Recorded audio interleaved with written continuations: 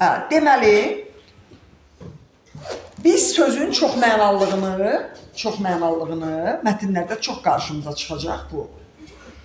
Birinci, 3 əsas nitq hissəsi həqiqi və məcazi mənada olur. Yəni, o söz çox mənalıdır ki, o həqiqi və məcazi mənada olur. Yəni, sözün məcazi mənada işlənməyini bizdən soruşacaqlar. Deməli, biz birinci götürürük isimləri. Müəyyən isimlər var ki, onlar məcazi mənada işlənə bilər. O isimlər bədən üzvləridir. Bədən üzvləridir. Yəni, görürsünüz, baş, qol, ayaq, burun, ağız, boğaz, dil, diş, bel, ətək, üz. Bel düzü bədən üzvü deyil, ətək bədən üzvü deyil, donun ətəyi. Və biz bunu həqiqi mənada işlədəndə deyəcəyik, bədən üzvü olaraq uşağın başı, ağacın başı, dağın başı,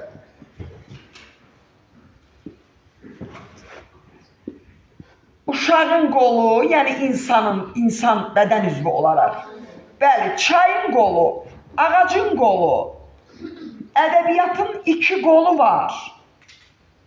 Görürsünüz? Uşağın ayağı,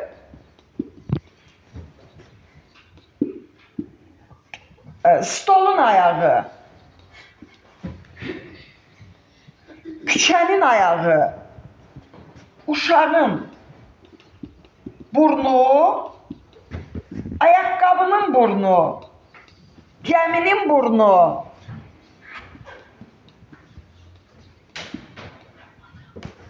uşağın ağzı, qapının ağzı, stakanın ağzı, uşağın boğazı. Məsələn, uşağın boğazı ağrıyır cümləsində boğaz sözü hansı mənadadır? Həqiqi. Amma qrafinin boğazı, çəkmənin boğazı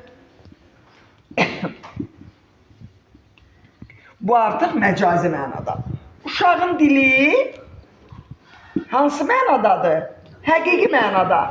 Amma qarmonun dili, piyaninanın dili, ayaqqabının dili bunlar məcazi mənadadır. Və sair və ilaxır. Uşaqlar, başa düşdünüzmü? Davam elə çək. Deməli, həqiqi mənada olan sözlər ilkin mənada birinci dəfə işlənən bədən üzvünə aid olan sözlərdir. Amma məcazi mənada olan sözlər həmən həqiqi mənadan törəyən sözlərdir, törəmə sözlərdir.